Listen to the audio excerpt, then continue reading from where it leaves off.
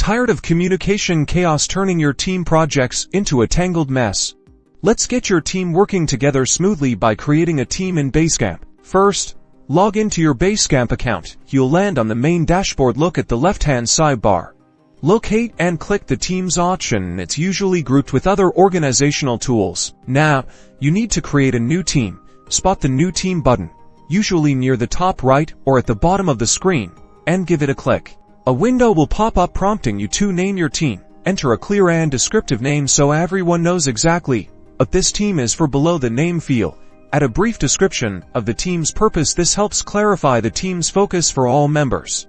Now, it's time to add your team members. Start typing their names in the search bar and select them from the user directory that appears. You can add as many people as you need. Once you've added everyone, click the Create Team or Save button to finalize the process. You'll be redirected to the Teams page, and you'll see your brand new team listed there, ready for action. Creating teams in Basecamp is a fantastic way to streamline communication. Don't forget to like and subscribe for more Basecamp tips.